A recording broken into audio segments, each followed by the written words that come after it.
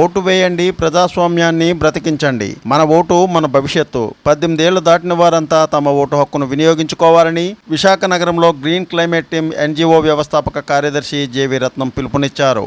ఓటర్లంతా vote హక్కును వినియోగించుకోవాలని, ప్రజాస్వామ్యాన్ని బ్రతికించాలని ఆయన కోరారు. గురువారం నాడు విశాఖ నగరంలో జీవీఎంసీ ఎదురుగా ఉన్న గాంధీ బొమ్మ వద్ద భారత ఎన్నికల సంఘం తరపున స్వీప్ కార్యక్రమాన్ని నిర్వహించారు. ఈ కార్యక్రమంలో పీపుల్స్ పవర్, ఎస్కే ఫౌండేషన్, సిఫా ట్రస్ట్, గ్రీన్ క్లైమేట్ టీమ్ తదితర ఎన్జిఓలు అంతా పాల్గొన్నాయి. ఈ సందర్భంగా రత్నం మాట్లాడుతూ ప్రతి ఒక్కరూ తమ ఓటు హక్కును వినియోగించుకోవాలన్నారు. అవగాహన కార్యక్రమాన్ని నిర్వహిస్తున్నామని చెప్పారు. ఈ సందర్భంగా 18 ఏళ్లు దాటిన వారంతా ఓటు హక్కును వినియోగించుకోవాలని, ఓటు హక్కును కూడా పొందాలని ఆయన సూచించారు. ఓటు వేయాలని ఆయన ఈ సందర్భంగా పిలుపునిచ్చారు. ఓటు వేసి ప్రజాస్వామ్యాన్ని బ్రతికించాలని అన్నారు.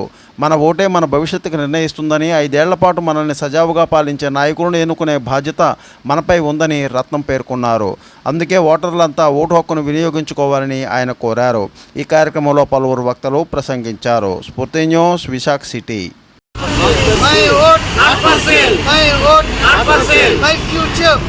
Our vote. My future. Our vote. My future. Our vote. Vote not for sale. Not for sale. My vote not for sale. My vote not for sale. My vote not for sale. Our vote. Our future. Our vote. Our future. Our vote. Our future. My vote not for sale. My vote not for sale. My vote not for sale. Our vote. Our future. Our vote. Our future. Our vote. Our future. My vote not for sale. My vote not for sale. Nimmakal Bhaskar, association of people power మెంబర్ని.